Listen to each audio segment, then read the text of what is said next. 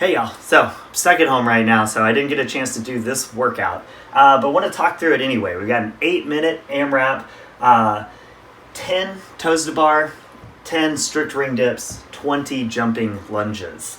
I think the best people today are going to be able to get in a round per minute, but it's really going to be dependent on how good you are at those strict ring dips.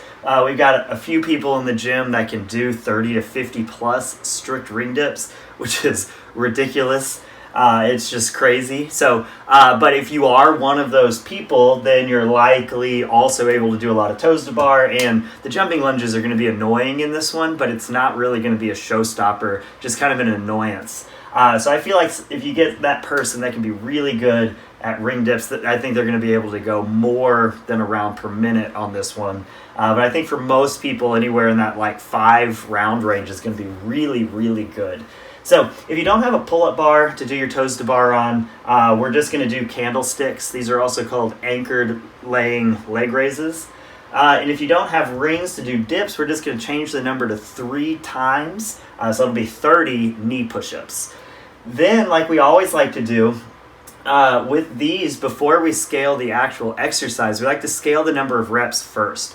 So if you're someone who's kind of looking at thinking you might get stuck on the ring dips, a good option for this one would be just cut the reps in half. And especially on these AMRAPs, a lot of people are worried about cutting the reps in half and making it be too easy. But say you're going to get 4 rounds going with this thing, and if you cut it in half, the equivalent to 4 rounds would be 8 rounds. But say you get 10 rounds, because now you're able to get more reps in, just because those rep schemes make a little more sense for you. You can get a lot more work done in the same amount of time just by switching those rep schemes. So that's going to be a good first way, is just cut everything in half.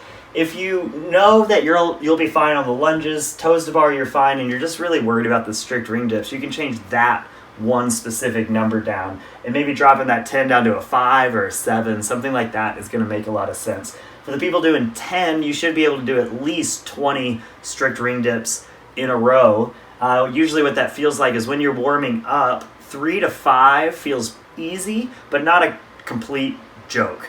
But if 3 to 5 is hard in any way, then you probably can't do 20 or more. And then I would recommend just changing that number down. Then from there, on the toes to bar, we can scale the exercise to hanging knee raises. On the ring dips, we can scale the exercise to knee push-ups, but we like, if you have the rings, banded ring dips are a good option, and also ring dips with your feet either in front or behind you on a box, and that gives you the instability of the rings. If the jumping lunges just aren't happening, we can just do regular lunges today. So kind of what I'm thinking is the ring dips are going to be the showstopper, and that's where you're going to have to put a lot of your strategy effort.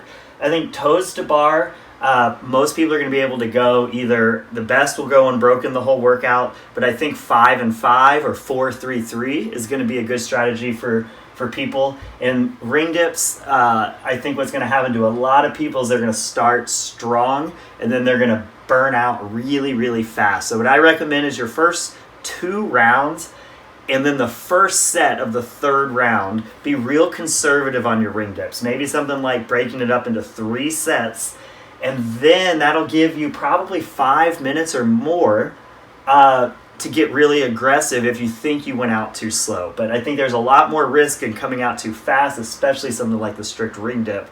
So I would come out conservative through 2 rounds in your first set, and then if you feel good, pick it up from there. Maybe try and go 5-5 or all 10s. But if you're someone who thinks they can go all 10s, you're probably someone in that like 50 ring dip plus range, and then it's just go for it. Let's see what happens. But 8 minutes, what happens all the time, and especially in something like this, is you're going to get about 3 minutes in, you'll look up at the clock and see there's still 5 minutes, and you're going to have that like, oh crap moment. So you just got to put that focus strategy-wise in the strict ring dips, because you're being able to kip the toes to bar. You're a little less worried about burnout, even though I do see people burn out a lot on toes to bar. So you need to be a little conservative there, but it's really the ring dips that are going to be the showstopper for most people. The lunges are going to burn. You're going to be out of breath, especially coming off of the toes to bar and the ring dips, but The lunges should never be a showstopper. You got to just keep going, keep going, keep going, no matter what it feels like, because your legs are about to have a break on these two things. Strategy-wise, put that focus on coming out conservative on the ring dips and adjust your plan as you go. Hope you enjoy this one. Talk to y'all soon.